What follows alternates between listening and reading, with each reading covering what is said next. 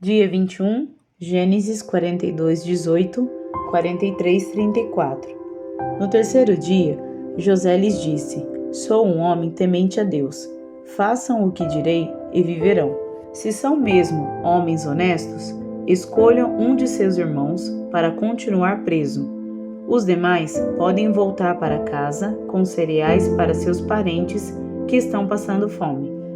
Tragam-me, porém, seu irmão mais novo. Com isso, provarão que estão dizendo a verdade e não morrerão. Eles concordaram e, conversando entre si, disseram: É evidente que estamos sendo castigados por aquilo que fizemos a José, tanto tempo atrás. Vimos sua angústia quando ele implorou por sua vida, mas nós o ignoramos. Por isso, estamos nessa situação difícil. Rúben disse: Não lhes falei que não pecassem contra o rapaz? Mas vocês não quiseram me ouvir. Agora temos que prestar contas pelo sangue dele. Não sabiam, porém, que José os entendia, pois falava com eles por meio de um intérprete. José se afastou dos irmãos e começou a chorar. Quando se recompôs, voltou a falar com eles. Escolheu Simeão e mandou amarrá-lo diante dos demais. Em seguida, José ordenou que seus servos enchessem de cereais os sacos que os irmãos haviam trazido e, em segredo, devolvesse o pagamento, colocando dinheiro na boca de cada saco. Também mandou que lhes dessem mantimentos para a viagem, e assim fizeram. Os irmãos colocaram os sacos de cereal sobre seus jumentos e partiram de volta para casa. Contudo, quando um deles abriu a bagagem a fim de pegar cereal para seu jumento, encontrou o dinheiro na boca do saco. Vejam só, exclamou para seus irmãos, devolveram o meu dinheiro. Está aqui no saco. O coração deles desfaleceu e, tremendo, disseram uns aos outros: O que Deus fez conosco? Quando os irmãos chegaram à casa de Jacó, seu pai, na terra de Canaã, relataram-lhe tudo o que havia acontecido com eles. Disseram: O homem que governa o país falou conosco asperamente e nos acusou de sermos espiões em sua terra. Mas nós lhe garantimos: somos homens honestos e não espiões. Somos 12 irmãos, filhos do mesmo pai.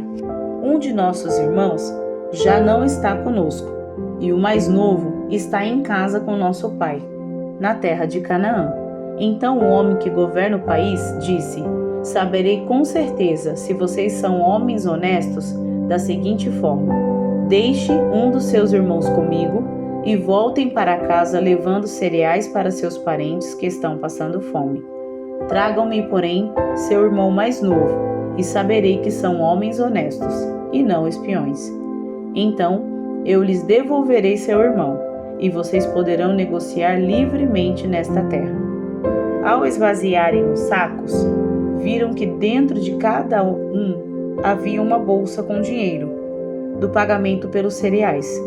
Os irmãos e o pai ficaram apavorados quando viram as bolsas de dinheiro. Jacó disse: Vocês estão tirando meus filhos de mim. José se foi, Simeão não está aqui, e agora querem levar Benjamim também? Tudo está contra mim. Então Rúben disse ao pai: Se eu não trouxer Benjamim de volta, o Senhor pode matar meus 2 filhos. Eu me responsabilizo por ele e prometo trazê-lo de volta. Jacó, porém, respondeu: Meu filho não descerá com vocês. Seu irmão José morreu, e Benjamim é tudo que me resta. Se alguma coisa acontecesse com ele na viagem, vocês me mandariam velho e infeliz para a sepultura. A fome se agravou na terra de Canaã. Quando os cereais que eles haviam trazido do Egito estavam para acabar, Jacó disse a seus filhos: Voltem e comprem um pouco mais de mantimento para nós. Judá, porém, respondeu: O homem estava falando sério quando nos advertiu: Vocês não me verão novamente se não trouxerem seu irmão. Se o Senhor enviar Benjamim conosco, desceremos e compraremos mais mantimentos. Mas se não deixar Benjamim ir, nós também não iremos. Lembre-se de que o homem disse: Vocês não me verão novamente se não trouxerem seu irmão.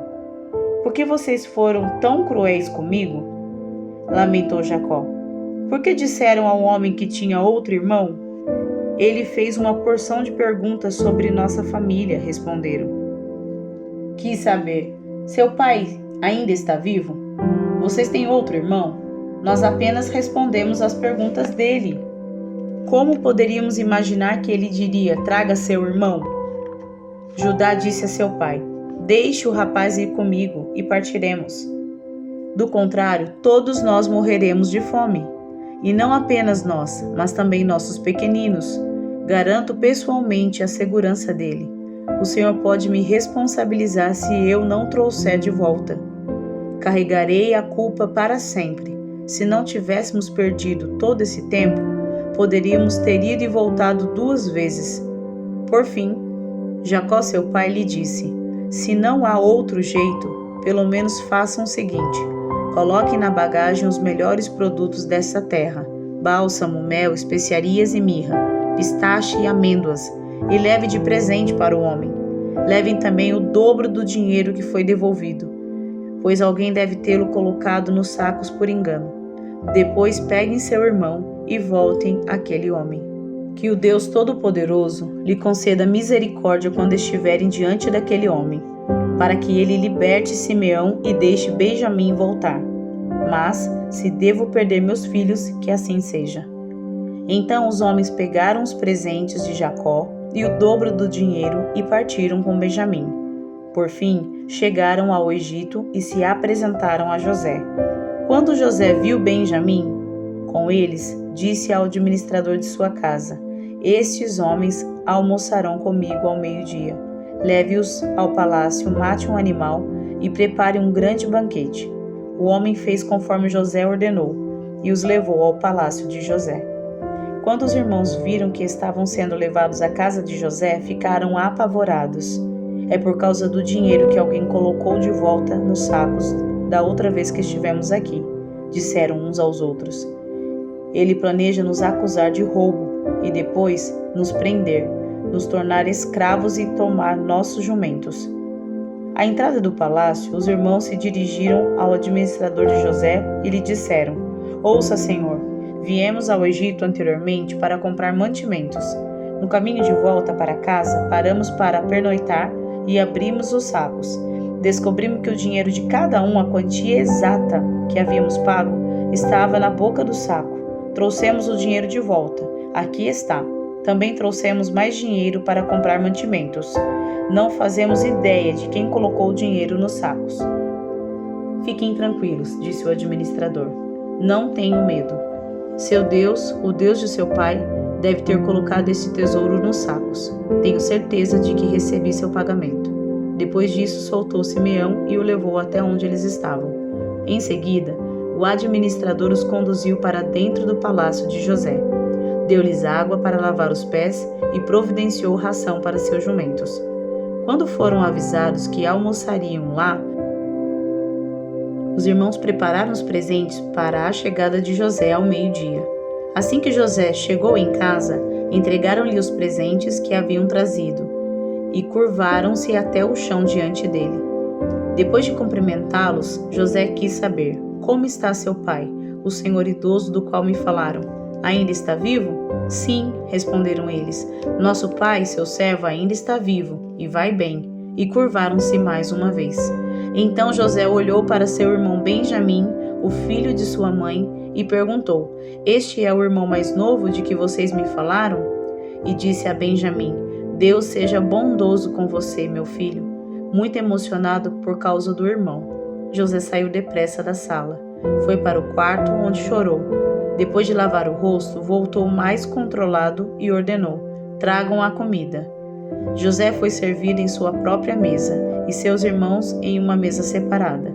Os egípcios que comiam com José, por sua vez, foram servidos em outra mesa, pois os egípcios desprezavam os hebreus e se recusavam a comer com eles. José disse a cada um dos irmãos onde deviam sentar-se, e para espanto deles colocou-os ao redor da mesa em ordem de idade, do mais velho para o mais novo. Mandou encher os pratos deles com comida de sua própria mesa, e deram a Benjamim uma porção 5 vezes maior que a dos outros. E eles comeram e beberam à vontade com José. Mateus 13, 47, 14, 12. O reino dos céus é ainda como uma rede de pesca, que foi lançada ao mar e pegou peixes de todo tipo. Quando a rede estava cheia, os pescadores a arrastaram até a praia, sentaram-se e juntaram os peixes bons em cestos, jogando fora os ruins. Assim será no fim dos tempos.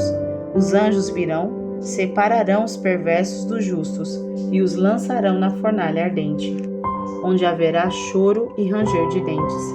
Vocês entendem todas essas coisas? Sim, responderam eles. Então ele acrescentou: todo mestre da lei que se torna discípulo no reino dos céus é como o dono de uma casa que tira do seu tesouro verdades preciosas, tanto novas como velhas. Quando Jesus terminou de contar essas parábolas, deixou aquela região e voltou para Nazaré, cidade onde tinha morado. Enquanto ensinava na sinagoga, todos se admiravam e perguntavam: de onde lhes vem a sabedoria e o poder para realizar milagres? Não é esse o filho do carpinteiro? Conhecemos Maria, sua mãe, e também seus irmãos, Tiago, José, Simeão e Judas. Todas as suas irmãs moram aqui entre nós. Onde ele aprendeu todas essas coisas? E sentiam-se muito ofendidos. Então Jesus lhes disse: um profeta recebe honra em toda parte, menos em sua cidade e entre sua própria família. E por causa da incredulidade deles, realizou ali apenas poucos milagres. Quando Herodes Antipas ouviu falar de Jesus, disse aos seus conselheiros: deve ser João Batista que ressuscitou dos mortos. Por isso, ele tem poder para fazer esses milagres. Herodes havia mandado prender e encarcerar João para agradar Herodias, que era esposa de Filipe, seu irmão. João tinha dito repetidamente a Herodes: é contra a lei que o Senhor viva com ela. Herodes queria matá-lo, mas tinha medo de provocar uma revolta, pois o povo acreditava que João era profeta. Contudo, numa festa de aniversário de Herodes, a filha de Herodias dançou diante dos convidados e agradou muito o rei, e ele prometeu sob juramento que lhe daria qualquer coisa que ela pedisse. Instigada pela mãe, a moça disse: quero a cabeça de João Batista num prato. O rei se arrependeu do que tinha dito, mas por causa do juramento feito diante dos convidados, deu as ordens para que atendessem ao pedido. João foi decapitado na prisão, e sua cabeça foi trazida num prato e entregue à moça, que a levou à sua mãe. Os discípulos de João vieram, levaram seu corpo e o sepultaram. Em seguida, foram a Jesus e lhe contaram o que havia acontecido. Salmos 18, 16, 36. Dos céus estendeu a mão e me resgatou. Tirou-me de águas profundas. Livrou-me de inimigos poderosos, dos que me odiavam e eram fortes demais para mim. Quando eu estava angustiado, eles me atacaram, mas o Senhor me sustentou. Ele me levou a um lugar seguro e me livrou, porque se agrada de mim. O Senhor me recompensou por minha justiça, por causa da minha inocência me restaurou. Pois guardei os caminhos do Senhor, não me afastei do meu Deus para seguir o mal. Cumpri todos os seus estatutos e nunca abandonei os seus decretos. Sou inculpável diante de Deus, do pecado me guardei.